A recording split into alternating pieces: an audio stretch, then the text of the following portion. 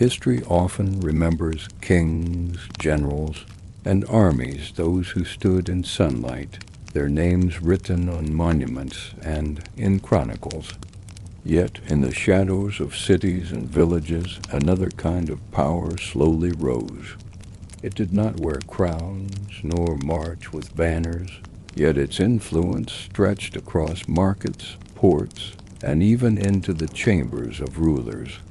This was the world of the Yakuza, a brotherhood born in silence, hardened by survival, and shaped by centuries of discipline, loyalty, and fear. The Yakuza began not as mighty lords, but as outcasts, men without power, drifting on the edges of society, finding in one another the family they lacked. They created their own rules, their own codes, their own sense of belonging. From gamblers and street merchants, they grew into networks of loyalty, hidden but enduring. And in time, these shadows reached so far that even the most powerful had to reckon with them. Their rise was not sudden, but steady, a quiet current running beneath the surface of society. While soldiers fought wars and rulers dreamed of conquest, the Yakuza wove themselves into the daily life of towns and cities. They were feared, respected, and sometimes even relied upon, for in places where law was weak or absent, their word carried weight. They became both protectors and predators, both shadows and structures, building an empire not of castles but of people, promises, and silence. Tonight, we will walk gently into that world. We will follow the Yakuza from their uncertain beginnings on the margins of society to their rise as one of the most enduring shadow powers in history. We will move slowly, step by step, through their codes of honor, their rituals, their hidden brotherhood, and their influence on everyday life. And as we do, we will see how from silence and exile the Yakuza rose into a force more powerful than many armies. Before we begin, take a moment to breathe deeply and settle into calm. If you find peace in these quiet explorations of history's forgotten corners, remember to like and subscribe so that the next story may find you as well.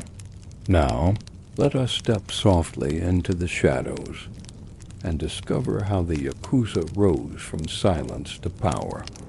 The Yakuza's story does not begin with power, wealth, or fame.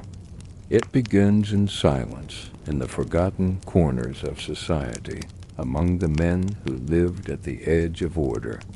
Japan for centuries was a land of strict structure. Farmers bowed to the land, their backs bent beneath the weight of rice fields, their lives bound to seasons and harvests. Samurai pledged loyalty to their lords, living by rules of duty and honor. Craftsmen shaped wood, silk, and metal into works of patience and beauty, while merchants carried goods along dusty roads, trading coin for survival. Each person had a place carefully marked by rank and expectation. Yet not everyone fit into this ordered pattern. Some slipped through its cracks. They were the men who had lost their fields to debt, wanderers with no family name to protect them, gamblers who risked more than they had, peddlers who wandered from market to market, merchants who sold goods no one else wanted. To the rest of society, they were seen as outsiders, drifters, sometimes criminals. But among themselves, they began to build something different, a fragile network of trust, loyalty, and survival. From these beginnings, the Yakuza would slowly rise. Life on the margins was hard. The outcasts were met with suspicion wherever they went. Villages turned them away, towns watched them with wary eyes, and lords condemned them as parasites.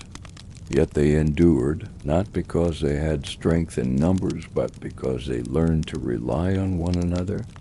Among these drifters were the gamblers, men known as bakuto, who carried dice and cards in their sleeves. Their lives were shaped by risk, by chance, by nights spent in smoky rooms where fortunes rose and fell in the roll of dice. Around their tables, men who had nothing created bonds that often mattered more than money itself. If society would not give them belonging, they would find it among themselves. Their games may have been despised by those in power, but they created loyalty, a sense of unity, and an unspoken code of discipline. Beside them moved the takia, the street peddlers who carried small goods, charms, tools, and trinkets to markets where people gathered. They lived by selling what they could, and in crowded markets where competition was fierce, they formed groups for protection. Rivals were kept away, profits were shared, and leaders were chosen who kept order among their own. Slowly their stalls became more than places of trade. They became a foundation of belonging. A takia might protect another, just as a gambler might stand beside his companion. In a society that pushed them aside, they created their own society, one built not on recognition, but on loyalty and survival. The outcasts lived in shadows, but their presence was everywhere. Travelers passing along roads found their games in stalls, sometimes falling victim to their tricks, sometimes depending on them for goods and company. Villages far from the eye of law often tolerated them, for they could provide a kind of order where none existed. Even lords who publicly scorned them sometimes turned a blind eye, for in places where officials could not reach, these groups filled the silence.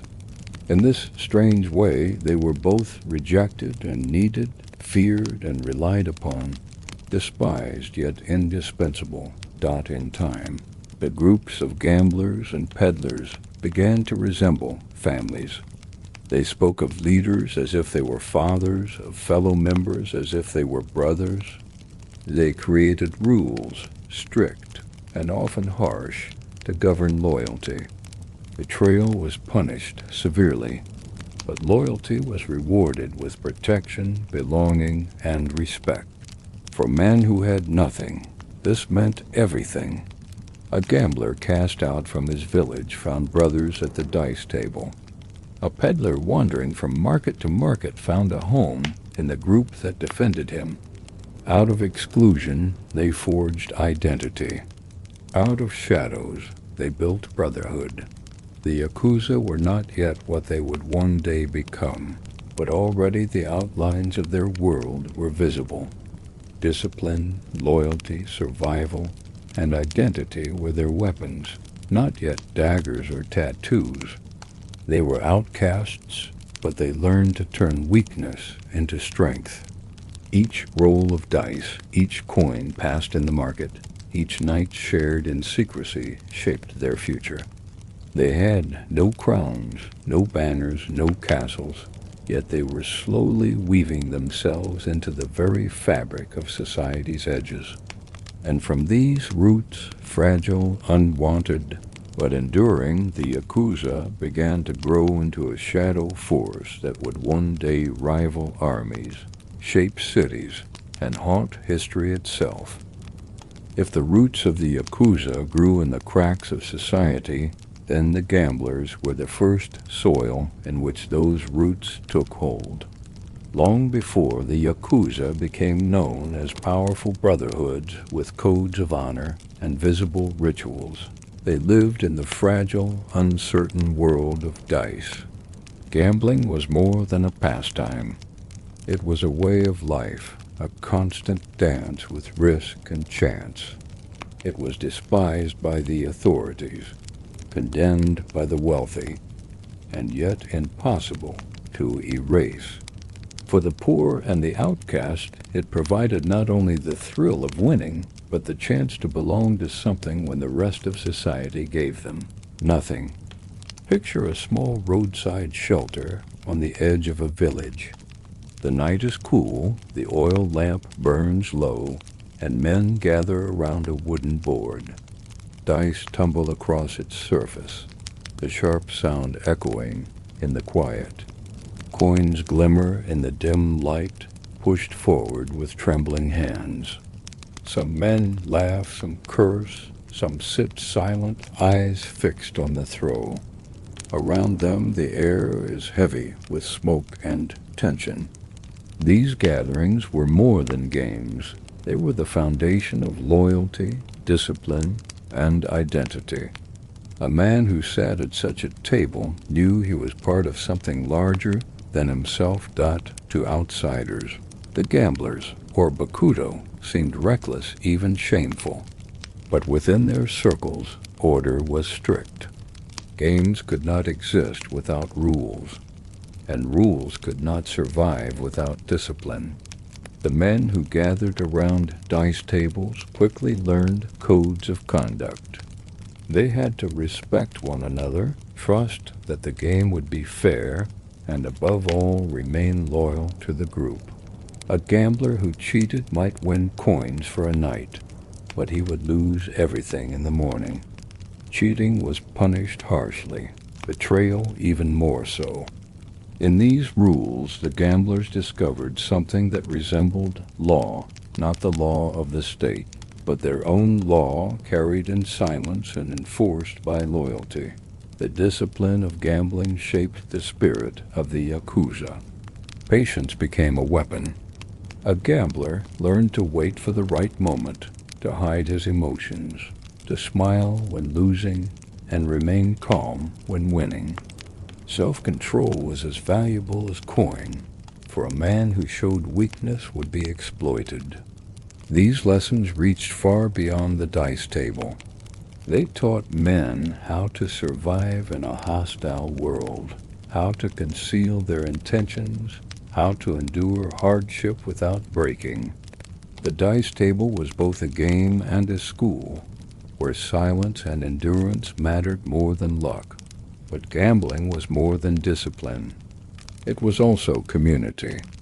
Men who had nothing, no land, no family, no home, found belonging in these circles. Around the dice table, they were equals, bound by risk and reward.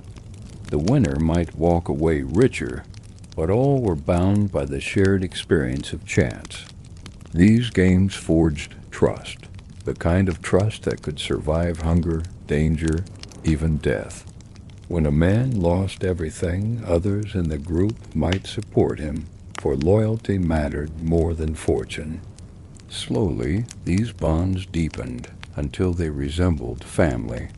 The gamblers called one another brothers, and their leaders became father figures. The beginnings of the Yakuza's family structure were already visible here, hidden beneath the roll of dice and the shuffle of cards. The gamblers also carried with them a reputation that traveled far. Villagers told stories of men who could win or lose fortunes in a single night, of strangers who appeared on roadsides with nothing and left with pockets full of coin. These stories spread faster than the gamblers themselves, building an image of danger and mystery. In some places they were feared as tricksters who stole from the poor. In others they were respected as men who lived by their own code, untouched by the rules of society. This mixture of fear and respect became the aura of the Yakuza, a reputation that would follow them for centuries. Yet the world of gambling was never safe. Authorities hunted gamblers, driving them from towns, punishing them harshly when caught. Villagers distrusted them, guards kept watch for them, and lords condemned them. But no matter how much they were suppressed, the gamblers always returned. The reason was simple. Gambling filled a need that nothing else could. It gave the hopeless a chance, the lonely a family, the outcast a place. And so even as they were pushed into shadows, they endured. Over time, these gamblers did more than survive. They organized. They formed groups with leaders, enforcers, and codes of honor. They learned to protect their gatherings, to guard against spies, to strike fear into those who threatened them. The dice table was no longer just a place of chance. It became the heart of a hidden brotherhood. What began as drifting games grew into networks, and those networks became families. From these families, the Yakuza would grow, carrying with them the lessons of patience, loyalty, discipline, and silence first learned around the dice. When we look back now, it is easy to dismiss gambling as reckless or foolish. But for the early Bakuto, it was survival. It was a way to turn emptiness into belonging, chaos into order, shadows into strength. The dice rolled endlessly, coins changed hands, and in the silence between each throw, history was quietly being shaped. For from the discipline of gamblers, the Yakuza began to rise, carrying forward not only the thrill of chance, but the unbreakable bonds of brotherhood that would define them for centuries to come. If the gamblers, the Bakuto, gave the Yakuza their discipline and their taste for risk, then the street peddlers, the Takiya, gave them their structure and their first real hold on the everyday life of Japan. To understand the rise of the Yakuza, we must walk not only into dark gambling dens, but also into the noisy, colorful markets of old Japan, where merchants shouted prices, children tugged at mothers' sleeves, and the smell of grilled food mixed with the dust of the streets. It was here, among the stalls and the noise, that the Takiya carved their hidden power. The Takiya were merchants of the margins. They did not own great shops in bustling districts, nor did they carry goods of high value. Instead, they sold what they could: small tools, charms, food, fabrics, and trinkets. Some of their goods were genuine, others of questionable worth, but all of them found buyers in towns and villages hungry for variety. Because they moved from market to market, they were never fully trusted. Authorities saw them as suspicious wanderers. Respectable merchants dismissed them as cheats, and villagers treated them with caution. Yet for all this distrust, the Takiya endured, for they offered something that no one else could: access. They brought goods to places where other merchants did not go, carried news and stories along with their wares, and provided a sense of connection between communities otherwise cut off from one another. Imagine a crowded festival day. Lanterns sway above stalls, music drifts through the air, and families walk slowly through rows of merchants. In one corner, a man sells knives that gleam in the torchlight. Beside him, another sells lucky charms, his voice calling out promises of fortune. A few steps away, a woman sells sweet treats, the smell of sugar rising into the night. To the casual eye, this is nothing more than a lively market. But beneath the surface, something else is at work. The men selling these goods are part of a group, bound by loyalty. Their stalls are arranged not at random, but by order. They have paid their shares, they have sworn their obedience, and they know that if trouble comes, they will stand together. This is where the Takiya began to resemble the Yakuza families of later centuries. They created hierarchies to control their trade, with leaders who acted as fathers and followers who acted as loyal sons.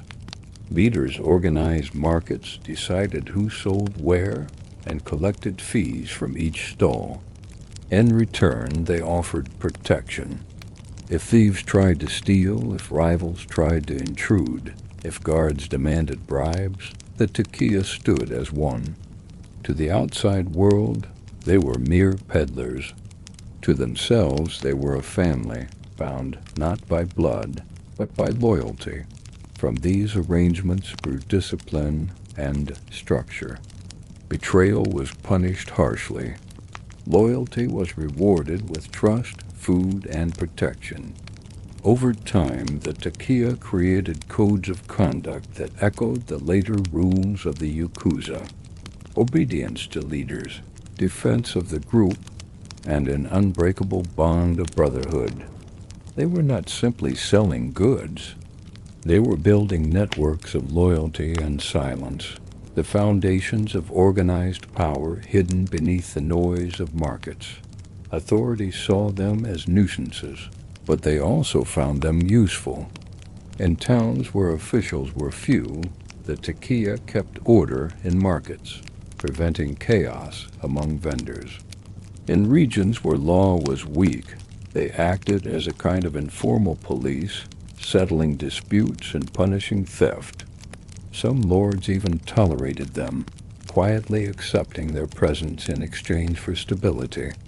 This gave the Takia a strange dual role: despised as criminals, yet relied upon as keepers of peace. It was a paradox that gave them strength. The Takia also developed rituals to strengthen their unity. They shared meals, swore oaths, and honored their leaders with respect bordering on reverence. A Takia leader was not simply a man of profit. He was a protector, a father, and sometimes even a judge. His word was law within the group, and his followers obeyed without question. These rituals created belonging for men who otherwise had none. In a society that pushed them aside, the Takia gave them identity. The influence of the Takia stretched further than stalls and festivals. Because they moved constantly, they carried information across towns and villages. News of battles, rumors of politics, stories of lords and peasants, all passed through their hands. They became not only sellers of goods, but carriers of knowledge, and knowledge, as much as coin, was power. This power, invisible yet real, made them more than merchants. It made them shadows moving beneath society's surface, shaping connections others could not see. Over the years, the Takia's world and the gambler's world began to overlap. Gamblers brought discipline, peddlers brought structure, and together they created something greater than either could alone. It was from this merging that the Yakuza truly began to take form. The Takia showed that even outcasts could create order, that even the unwanted could form brotherhoods as strong as blood. They were merchants of the shadows, selling goods by day, weaving loyalty by night, and slowly, step by step, building an empire hidden in plain sight. Their story reminds us that power does not always come from palaces or armies. Sometimes it rises from stalls in noisy markets, from voices calling out prices, from men who sell trinkets that seem worthless but carry with them the weight of survival. The Takia were dismissed as cheats, yet they built foundations that endured for centuries. Their hidden influence shaped not only the Yakuza, but also the very fabric of Japanese society, reminding us that even in the busiest markets, shadows can hold power as surely as thrones. Power built on shadows cannot survive without rules. The gamblers and the peddlers had already discovered this truth in their own ways, but as their circles deepened and their families grew, a stronger thread was needed to bind them together. That thread became discipline, a code of honor as invisible as it was unbreakable. In the birth of these codes, the Yakuza began to move from loose gatherings of men into something far greater, a brotherhood shaped not just by survival, but by principle. In the world of old Japan, order was prized above all else. Samurai lived by loyalty to their lords, peasants by devotion to their fields, artisans by mastery of their craft. To fall outside this order was to live in danger, mistrusted by all. Yet the Yakuza, born of gamblers and peddlers, began to craft an order of their own. They had no lords, no land, no recognition, but they built something stronger than law: loyalty to the family, obedience to its leader, and respect for the bonds that kept them alive. That it was not written on scrolls, nor carved into stone. Their code lived in memory and ritual, in the quiet lessons passed from older men to the younger ones who joined them. A new recruit was not only tested in courage, but in loyalty. He had to prove he could keep secrets, endure hardship, and put the brotherhood above himself. The leaders, known as Oyaban father figures, watched closely. Those who betrayed trust did not remain. Those who endured earned not only protection but belonging, something worth more than coin. Discipline shaped every part of their lives. Silence became second nature. Words were not wasted. Secrets were never shared outside the family. And betrayal was considered a crime greater than theft or violence. The Yakuza learned to move carefully, to control their tempers, to carry themselves with quiet strength. Even in gambling dens or noisy markets, they displayed restraint. To outsiders, this discipline gave them an aura of danger. For a man who controls himself fully is a man others cannot easily predict. Rituals strengthened the bonds between members. They shared meals not as mere food, but as acts of unity. They used gestures and words that only they understood, symbols of trust that marked who belonged and who did not. A follower treated his leader with respect, not because of fear alone, but because the leader embodied the group's survival. In turn, the leader protected his followers, cared for them in hardship, and ensured that the family endured. This father-son relationship between Oyaban and Koban, leader and follower, became the heart of the Yakuza's code. It was stricter than law, for it was bound not by paper but by blood and honor. Punishment was harsh but necessary. A man who broke loyalty faced shame and exile, sometimes worse. For the Yakuza, honor mattered more than life. To lose it was to lose everything. This idea gave them a power that armies could not easily understand. An army fights because it is commanded. The Yakuza endured because they chose loyalty, and because betrayal was a fate worse than death. This made them both feared and respected, for their discipline was not imposed from outside, but carried within. What made their code remarkable was not only its strictness, but its humanity. They protected one another, supported widows and children of fallen brothers, and offered shelter to those with nowhere else to go. In a society that cast them out, the Yakuza built their own society with rules that gave them dignity. They were criminals in the eyes of officials, yet to themselves they were men of honor, bound by principles that outsiders could never fully grasp. This code of honor slowly spread from market stalls and gambling dens into every part of Yakuza life. It shaped how they dealt with enemies, how they approached business, how they carried themselves in public.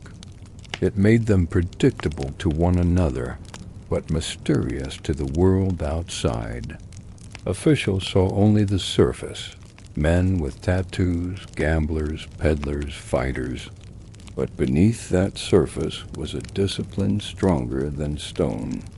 This discipline, invisible yet powerful, was the true foundation of their rise. To walk into the world of the Yakuza was to step into silence. It was to enter a place where loyalty mattered more than wealth, where obedience was unquestioned, where betrayal was impossible to hide. Their discipline was their shield, their honor their weapon, and their code the blood that ran through their brotherhood. Out of shadows they forged law. Out of exile they created belonging. Out of chaos they built order, and in doing so they laid the groundwork for the power that would one day make the Yakuza more than outcasts. It would make them a shadow empire whose influence could rival nations. When the Yakuza first emerged from the shadows of gambling dens and crowded market stalls, their reach seemed small, almost invisible. A few men around a dice table, a cluster of peddlers protecting their wares, a group of wanderers who had no place in the rigid order of society. But as years passed, those shadows grew deeper. What had once been gatherings of survival slowly transformed into structures of control. The Yakuza began to see that power did not always rest in castles or palaces, but in the streets where people lived their daily lives. And so, while emperors dreamed of conquest and generals marched with armies, the Yakuza quietly turned markets and towns into their own kingdoms. Markets were the beating heart of Japanese towns. Farmers brought in rice, merchants unloaded goods. From distant lands, craftsmen displayed tools, silk, and pottery. People came not only to trade, but to socialize, to hear news, to be part of the living rhythm of their community. On the surface, markets seemed noisy, chaotic, and free. Yet beneath the noise, a hidden order often ruled, and that order was increasingly shaped by the Yakuza. The Takiya, the street peddlers who had long been seen as cheats and outsiders, had by this time grown into organized groups with leaders, rules, and rituals. They decided who could set up a stall and where, how disputes were resolved, and how profits were shared. To the casual buyer, it was just another busy market day.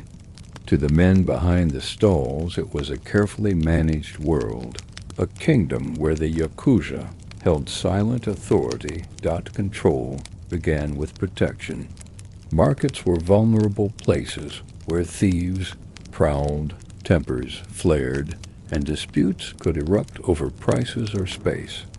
The Yakuza offered order in places where law was weak or absent.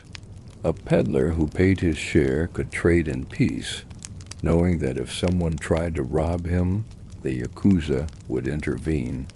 A stallholder who was harassed by rivals could rely on his group to defend him.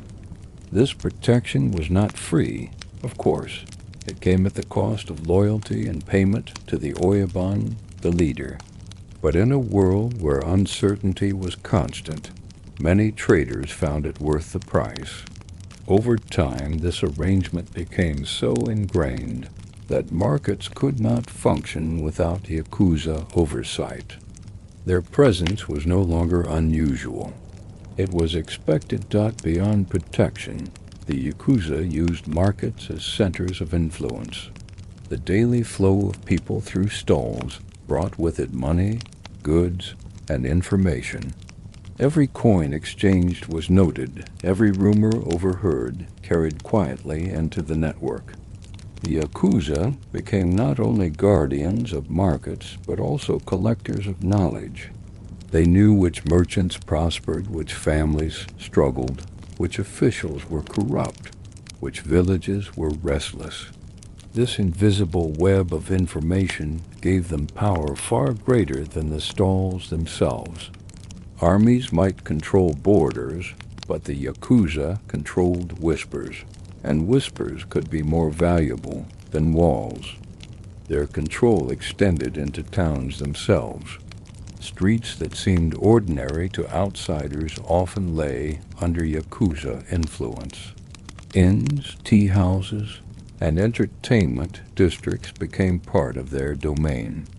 A traveler might not realize it, but the place where he rested, the food he bought, even the games he played were often tied to the Brotherhood's reach. To live in a town was, in many cases, to live under Yakuza oversight, even if it was never spoken aloud. Their authority was not official, but it was real, and people felt it in the quiet ways life was managed. What made this control enduring was not only fear, but also reliance. For the poor, the Yakuza could be protectors. For merchants, they could be organizers. For families with no one to turn to, they could be supporters in times of hardship. The Yakuza gave loans, provided food, or defended the weak, not always out of kindness, but because it strengthened their hold. This duality, both feared and needed, made them inseparable from the towns they inhabited. They were shadows, but shadows that people had grown used to, as much a part of life as the stalls themselves. The streets, in time, became their kingdoms, not kingdoms of stone or banners, but kingdoms of presence and influence. Their rule was not announced with proclamations, but carried in the way disputes were settled, in the silence of thieves who no longer dared to strike, in the steady rhythm of markets that continued without chaos. To the rulers of Japan, the Yakuza may have seemed like mere criminals. To the people in the streets, they were often the hidden hand that kept life in order. This was the transformation that marked the Yakuza's rise. They had begun as outcasts, gamblers rolling dice in the dark, peddlers selling goods no one wanted. But by turning markets and towns into their domains, they created a foundation of power stronger than many lords could imagine. Armies might conquer lands, but they often moved on. The Yakuza stayed, rooted in the daily rhythm of life, their influence invisible yet uncheckable. In this way, they proved that true power is not always shouted from thrones. Sometimes it is whispered in markets, carried in streets, and lived in the ordinary moments of daily life.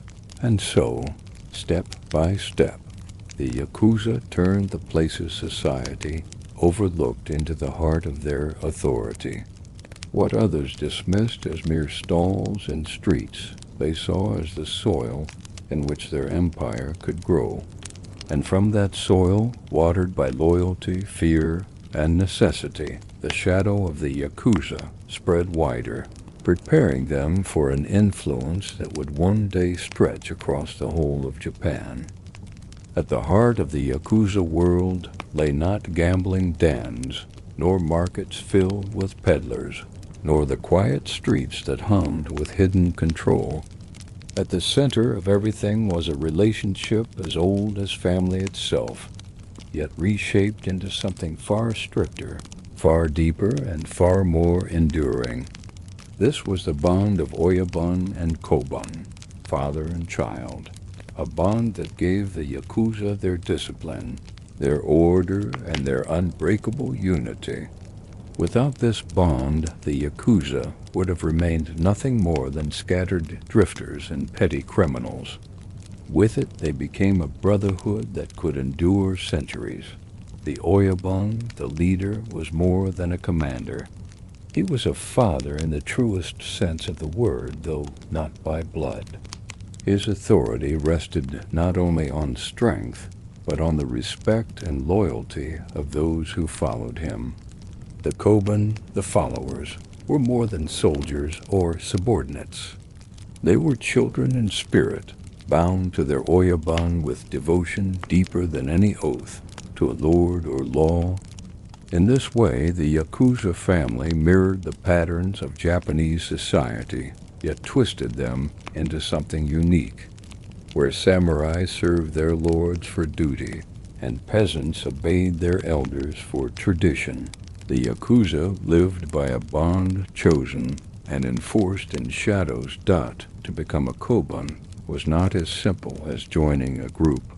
It was a transformation marked by ritual. Imagine a dimly lit room, a low table between leader and recruit. Before them, cups of sake rest on a tray, their surface reflecting the flicker of candlelight. The oyabun pours the first cup and offers it to the recruit, who accepts it with bowed head and steady hands. Then the koban pours for the oyabun. Together they drink, and in that moment their fates are bound. This ritual, known as sakazuki, was not merely a gesture. It was a binding act, stronger than ink on paper, deeper than words of promise. With the sharing of cups, the oyabun became father, the koban became child, and the bond was sealed for life. From that moment, the relationship defined every part of a Yakuza's existence. The koban owed his oyabun absolute loyalty. He obeyed without hesitation, followed without question, and placed the family above himself. If his oyabun demanded sacrifice, he gave it. If danger came, he faced it. If betrayal threatened, he stood against it. His life was no longer his own. It belonged to the family, embodied in the oyabun who guided him. In return, the oyabun was bound to protect, to guide, and to ensure that his koban never faced the world alone. He gave shelter, support, and the assurance that the family stood behind each of its members. It was an exchange of devotion and protection, one that gave both sides purpose and identity. This bond was not symbolic alone. It was enforced daily through acts of discipline and respect. Koban addressed their oyabun with reverence, their gestures carefully measured, their speech marked with humility. They did not walk ahead of him, nor speak out of turn. Their loyalty was visible in every glance, every bow, every careful silence. The oyabun, in turn, displayed authority not through loud commands, but through presence. His word carried weight, his decisions shaped lives, and his approval was the highest reward his followers could imagine. The rituals of loyalty were reinforced by shared meals, by ceremonies that marked victories or losses, by acts of remembrance for those who had fallen. These rituals gave shape to the invisible bond, reminding each man daily of who he was and what he owed. In moments of joy, they celebrated together as a family. In moments of grief, they mourned together, bound not only by bloodshed, but by brotherhood. The strength of the oyabun-koban bond gave the Yakuza resilience that even armies envied. An army's loyalty could falter if its soldiers were unpaid. A lord's authority could collapse if his rule was questioned. But the loyalty of koban to oyabun was not based on coin or convenience. It was based on belonging, identity, and honor. To betray an oyabun was to betray oneself. To abandon a koban was to abandon family. This mutual reliance created a structure that could survive exile, persecution, and even death. It also created an aura of fear. Outsiders saw not only men bound by money or profit, but men bound by something deeper. They could not be bribed easily, nor divided easily, for their bond was not negotiable. To face one Yakuza was to face his entire family, for the oyabun stood behind his koban, and the koban stood ready to defend his oyabun. This unity gave them power far greater than their numbers. It made them unbreakable in ways that terrified enemies and unsettled rulers. At the same time, the bond carried a human weight. Koban who failed their Oyaban often carried unbearable shame, sometimes leading them to acts of self-punishment, even self-destruction, to prove their regret. The Oyaban who failed his followers carried equal burden, for the family's strength was measured not only in loyalty received, but in loyalty given. The rituals of loyalty bound them together in both strength and vulnerability, reminding each man daily of the cost of belonging. Through these rituals, the Yakuza turned chaos into order. What might have remained scattered groups of gamblers and peddlers hardened into disciplined families, structured not by chance, but by choice. The Oyaban Koban gave the Yakuza identity, endurance, and the ability to grow far beyond their humble beginnings. It transformed them from shadows drifting through markets into a shadow empire, one held together not by laws or armies, but by the simple, unshakable truth that loyalty, once sworn, could never be broken. And so, in dim rooms lit by flickering candles, over cups shared in silence, the Yakuza built the foundation of their world. Not in palaces, not in castles, but in the hearts of men bound by choice. They created a discipline that would outlast lifetimes. The Oyaban and the Koban were not merely leader and follower. They were father and child, bound forever in shadows, carrying forward a brotherhood that would haunt the history of Japan. The Yakuza, more than any other brotherhood, understood that belonging was not only a matter of words or promises. Loyalty spoken aloud could be broken. Oaths whispered in the dark could be betrayed. To endure across years and generations, loyalty needed to be seen, felt, and carried into daily life.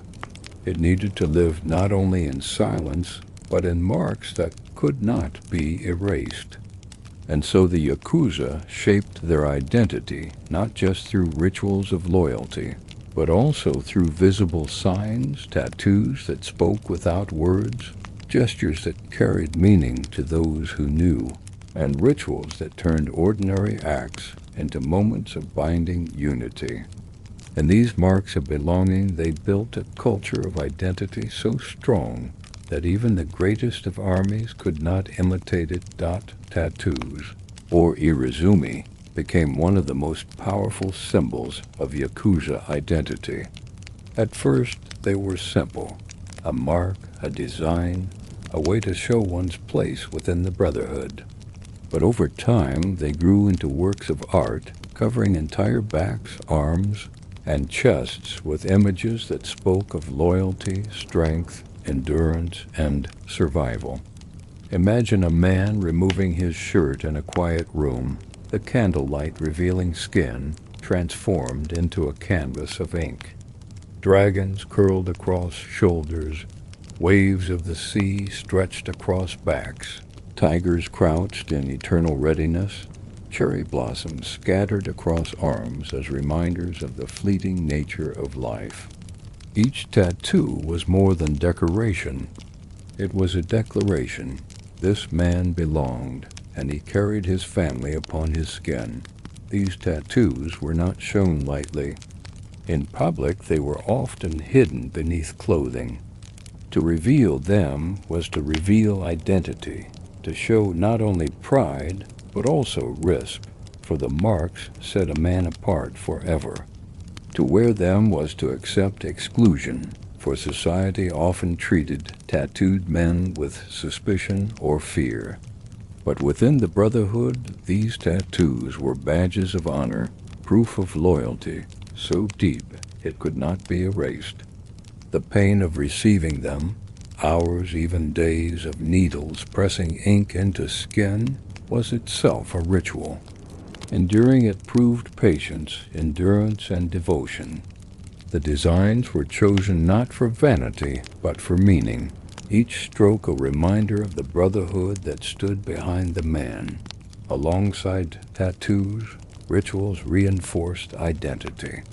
The sharing of cups between Oyaban and Koban bound men together in loyalty. Meals taken as families, with leaders at the head, and followers gathered like sons, turned food into a ceremony of belonging. Even the way men greeted one another carried weight, bows measured carefully, words spoken with precision, silence kept where silence was needed. Outsiders saw only gestures. Insiders saw the invisible web of respect and discipline that held the family together. Rituals of punishment also marked belonging. To fail one's duty was not only a personal shame, but a wound to the entire brotherhood. The Yakuza developed harsh methods to atone, acts of self-sacrifice that reminded every man of the cost of disloyalty. These punishments were feared, but they also gave the group strength, for they showed that the code of honor was not just words, but a living force that demanded discipline.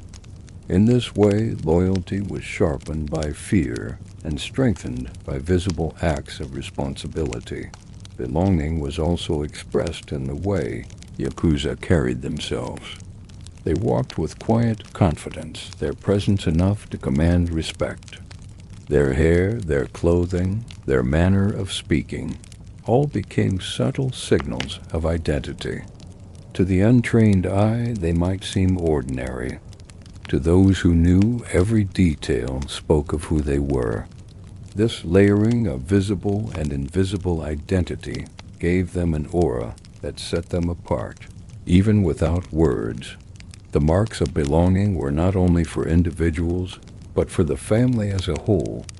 When men gathered, their tattoos hidden beneath clothing, their rituals performed in silence, their unity was felt as something greater than any single person.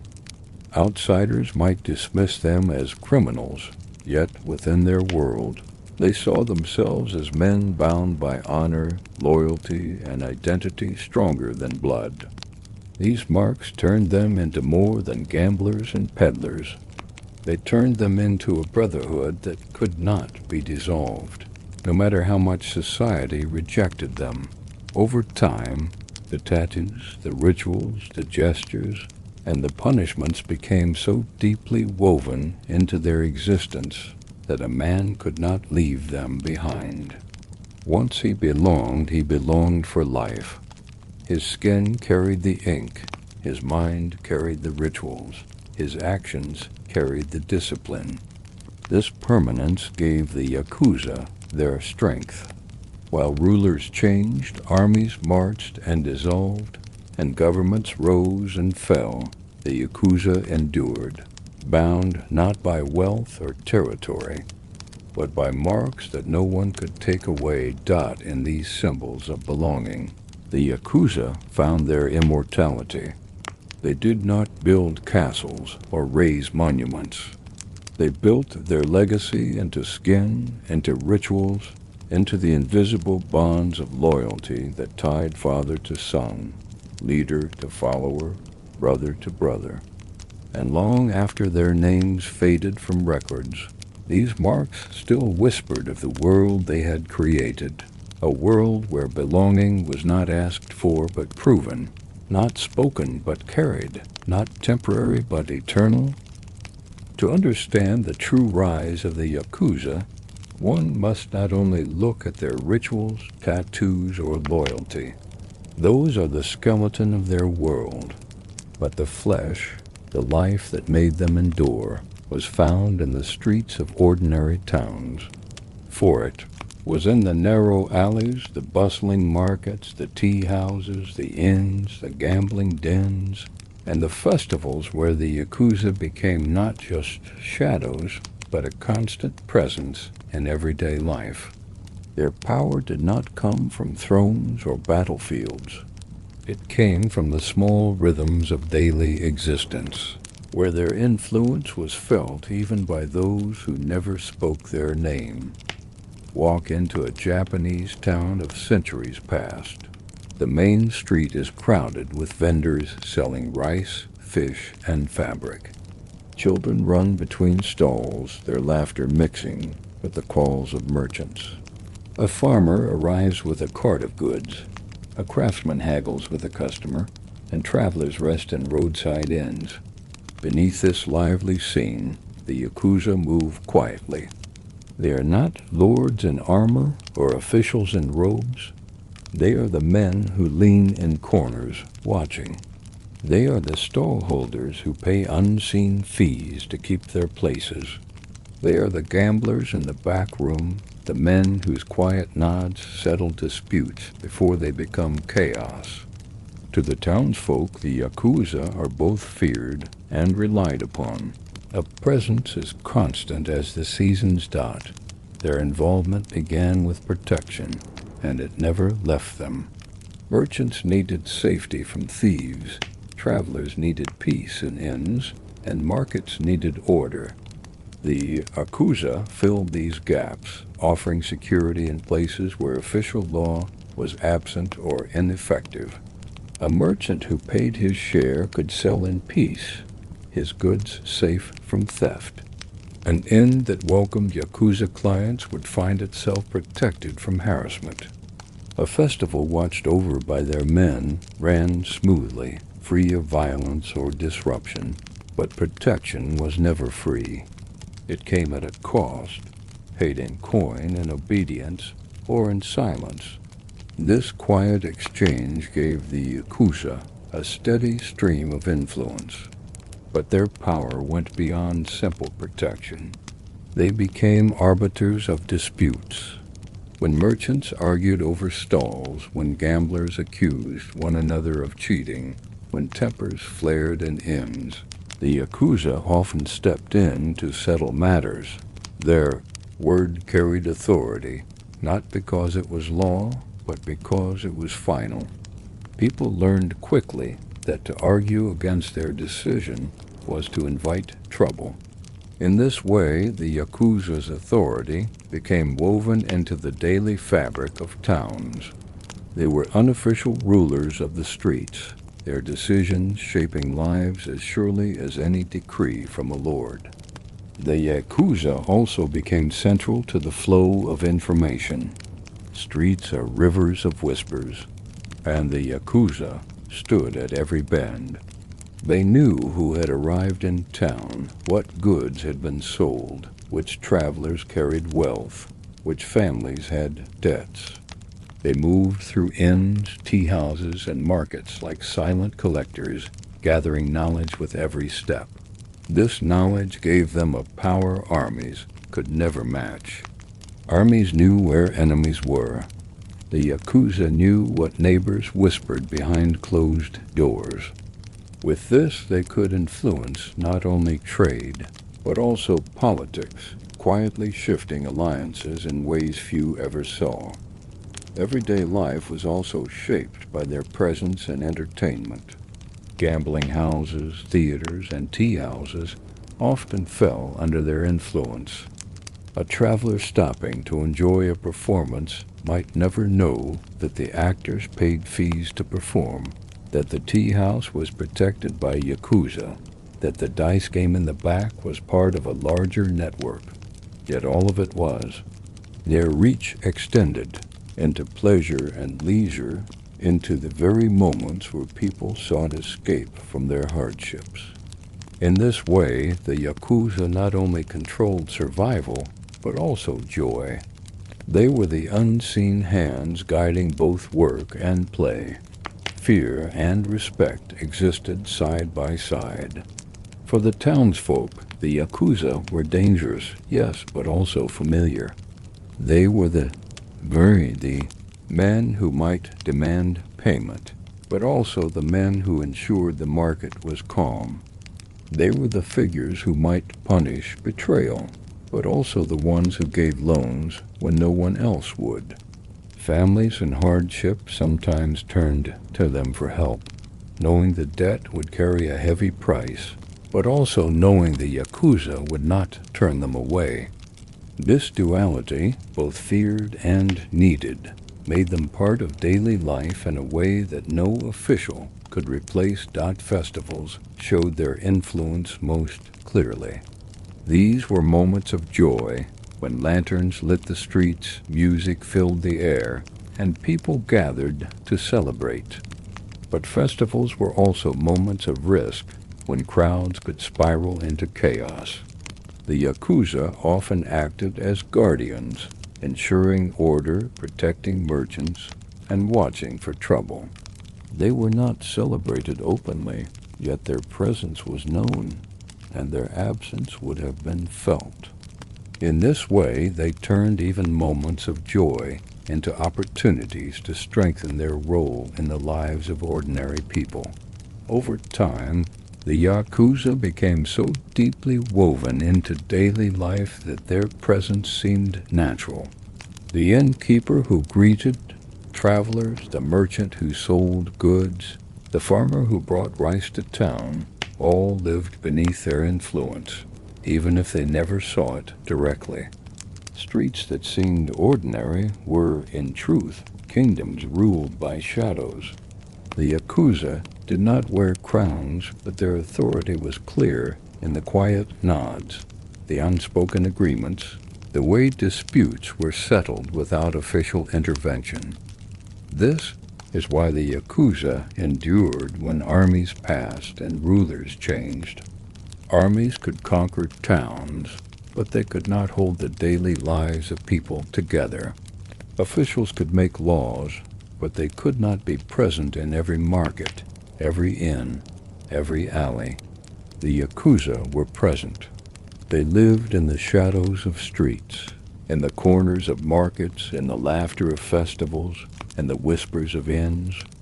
Their power was not distant, but immediate, felt in the smallest acts of daily life.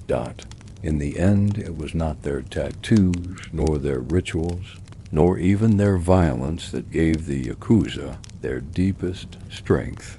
It was their ability to become part of the ordinary, to root themselves in the everyday, to turn streets into their kingdoms. For while rulers dreamed of glory and armies sought conquest, the Yakuza lived where people lived, worked where people worked, and thrived where people gathered. They did not merely survive in shadows. They became the shadows themselves, inseparable. From the life of the towns, they ruled quietly, invisibly, and endlessly. For much of history, power was measured by crowns, by swords, by the loud voices of rulers who declared their will across the land. Yet hidden beneath that noise was another kind of power, one that did not need banners or armies, one that thrived not in open declarations, but in quiet silence. This was the influence of the Yakuza on politics and authority. Their reach was not always seen, their names rarely written in records. Yet their presence shaped decisions, altered balances, and guided the direction of towns, provinces, and at times entire regions. While rulers claimed authority in palaces, the Yakuza carried authority in the streets, and slowly, silently, the two began to meet. At first, their involvement with politics was indirect. They lived among gamblers, merchants, and townsfolk, not among lords or officials. But politics is not only conducted in grand halls. It lives in disputes between merchants, in rivalries between families, in whispers of dissatisfaction among peasants, in debts that bind men to one another. The Yakuza, by inserting themselves into these daily struggles, became natural mediators, enforcers, and eventually influencers. A lord might pass a law about trade, but if the Yakuza controlled the market stalls, the law meant little unless they allowed it. An official might demand order in towns, but if the Yakuza set the rhythm of the streets, then true order belonged to them. This subtle imbalance slowly drew authority toward them. Officials could not ignore them. Some tried to suppress their influence, sending guards to break gambling dens or to scatter markets. Yet the Yakuza always returned, for their strength lay not in places that could be destroyed, but in people whose lives could not function without them. Merchants depended on them for protection, commoners relied on their support, and information flowed through their networks like water through rivers. To crush them entirely would have required crushing the life of towns themselves. And so, gradually, officials began to turn from suppression to negotiation. In quiet corners, deals were struck. The Yakuza would keep markets calm, collect dues, or silence unrest, and in return, they would be allowed to operate without interference. These arrangements were never written down, but they were as binding as any law. The Yakuza thrived in this gray space between legitimacy and illegitimacy. They were not recognized by law, yet they acted with the authority of rulers. They did not sit on thrones, yet their words carried weight in decisions that shaped lives. A magistrate might know that removing them would cause more chaos than tolerating them. A governor might realize that the stability of a festival rested less on soldiers than on the silent presence of men in the shadows. In this way, the Yakuza became part of the machinery of politics, not through official channels, but through necessity. Their silence made them powerful. Politicians and rulers who made public declarations risked opposition. The Yakuza, by contrast, moved unseen, their influence felt but not named. They could sway a decision by a whisper, alter a vote by a threat unspoken, and tip the balance of a dispute without ever stepping into the light. This gave them a flexibility and a reach that formal authority lacked. They could adapt to changes in rulers, switch loyalties when needed, and survive transitions that shattered other structures. Their power was not tied to one man or one government, but to the invisible bonds of streets and people. At times, they were even courted by rulers themselves. A lord who needed quiet in a restless town might turn to them. An official who lacked resources to enforce order might find their presence useful.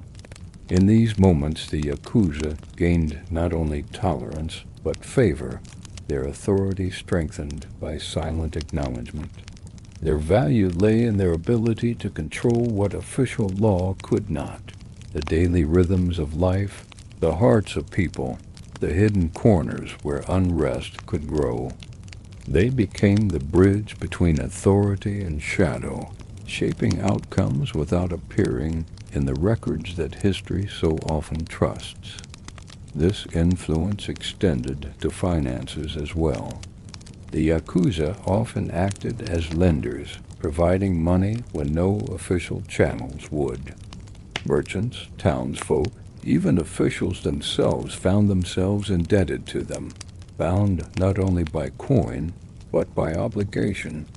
A debt to the Yakuza was not easily forgotten, and repayment often went beyond money. Favors were exchanged, influence was traded, silence was bought.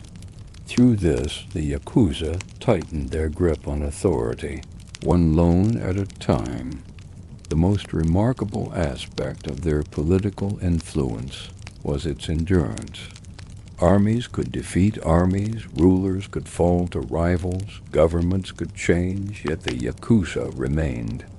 Their roots were too deep in the soil of society to be pulled out. Every time authority shifted, they adapted, offering their services to the new order just as they had to the old. Their silence allowed them to survive storms that toppled others, and their presence in the everyday made them indispensable. No matter who claimed the throne. In this way, the Yakuza taught a lesson that history often forgets. Power is not always the loudest voice. Sometimes it is the quiet presence in the corner, the hand that does not move until the right moment, the agreement sealed without words. The Yakuza shaped politics not by speeches, but by silence, not by armies, but by shadows. Their influence endured because it was invisible. Their authority lasted because it was unspoken. And in towns across Japan, their power was felt as surely as any decree from the highest halls. Thus, the Yakuza's story is not only about outcasts and brotherhoods, tattoos and rituals.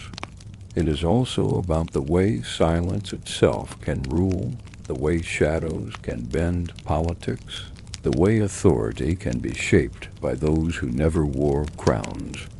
In their quiet presence, the Yakuza built an empire not of stone, but of influence, an empire that lived in the space between law and life, and one that history still feels, even when it cannot fully name it. Centuries have passed since the first gamblers gathered around roadside dice, since the peddlers built makeshift stalls in markets, since the first oyabun lifted a cup of sake to seal the loyalty of a follower. Armies have risen and disappeared. Rulers have come and gone. Cities have been built and rebuilt. Yet the shadow of the Yakuza still lingers in memory. Their story is not confined to the past. It lives quietly in the present, whispered in alleyways, imagined in stories, feared in silence, and remembered as part of the fabric of Japan itself. The Yakuza became more than an organization. They became a symbol of belonging, of fear, of defiance, of survival in the margins. Their legacy is one of contradictions, and it is precisely those contradictions that keep them alive in the imagination of history. On one side, the Yakuza are remembered as outcasts, men who began with nothing but dice, cards, and trinkets to sell. They were the unwanted, the rejected, the ones society had no place for. Yet they forged belonging where none was given, and in doing so they created one of the most enduring brotherhoods in history. They remind us that strength often rises not from wealth or recognition, but from loyalty and endurance. To many, their story is a cautionary tale of how exclusion breeds shadows, and how those shadows, once formed, cannot easily be erased. On the other side, they are remembered as figures of power, men who ruled not by thrones, but by silence. Their tattoos, their rituals, their codes of honor, and their control of towns turned them into more than outcasts. They became rulers of the streets. Armies could march and fade, but the Yakuza remained where life was lived daily. They showed that authority does not always shout. Sometimes it whispers, sometimes it watches, sometimes it waits. And in that silence lies a strength that is both unsettling and unforgettable. The Yakuza's legacy is also carried in symbols. Tattoos still speak of belonging, of pain endured, of identity worn upon the skin. Stories of their rituals still inspire fascination, even among those far from Japan. Films, books, and tales have turned them into legends, part fact, part imagination, always cloaked in mystery. To outsiders, they are sometimes seen as almost mythic figures, larger than life, their shadows stretching across culture itself. To insiders, to those who lived near them or under their influence, they were simply part of daily life, both feared and needed, both dangerous and protective. What makes their memory endure is the paradox at their heart. They were criminals, yet they created codes of honor stricter than many laws. They were outsiders, yet they became indispensable to the order of towns. They lived in shadows, yet their symbols were bold and impossible to ignore. They were feared, yet also respected. It is this tension that keeps them alive in memory, for they embody the truth that history is rarely simple, and that power often wears many faces at once. Even in modern times, echoes of their presence remain. Though governments have long sought to dismantle them, though society has changed beyond recognition, the image of the Yakuza has not disappeared. Their tattoos still mark bodies, their rituals still echo in private, their name still carries weight. They may not hold markets as they once did, nor rule towns as openly, but their memory endures because they were never only about territory or money. They were about belonging, about identity, about the invisible threads that tie men together in loyalty and discipline. Those threads, once woven, do not vanish easily. The Yakuza remind us that history is not only written in palaces or carved into monuments. It is also lived in the margins, in the places society overlooks, in the shadows where outcasts find one another. Their story endures not because they sought fame, but because they built a world of their own, strong enough to outlast those who tried to erase it. Their legacy is not glory, nor is it shame alone. It is the memory of how silence can shape life, how loyalty can build empires without stone, and how even in the most forgotten corners, belonging can create power. And so the Yakuza live on, not in the loud voices of history, but in its whispers, not in monuments, but in tattoos hidden beneath cloth, not in records, but in the imagination of those who remember. They are enduring shadows, reminders that power is never as simple as it seems, and that the margins of society can leave marks as deep as its thrones. Our journey through the world of the Yakuza now comes to an end. We began with gamblers rolling dice on dusty roadsides, men with nothing but chance in their hands. We walked into markets where peddlers turned stalls into kingdoms. We saw loyalty sealed in cups of sake, tattoos carved into skin as symbols of endurance, rituals that bound men together as fathers and sons, brothers and followers. We stepped into streets where their silent presence guided daily life, into towns where their authority whispered louder than law, into politics where their influence shaped decisions without ever being named. Through it all, one truth has remained constant. The Yakuza were more than criminals, more than outcasts. They were a brotherhood built on discipline, loyalty, and identity. They lived not in the light of recognition, but in the shadows of belonging. And it was in those shadows that they found their greatest strength. As you rest now, let the echoes of their story drift quietly through your thoughts. Imagine the crowded markets, the quiet dice games, the flicker of tattoos in candlelight, the silent nods exchanged in streets. Remember how power does not always march with armies or speak from thrones. Sometimes it moves unseen, shaping lives in silence. The Yakuza remind us of that truth, and their legacy lingers because it carries lessons about loyalty, belonging, and endurance that reach far beyond their time.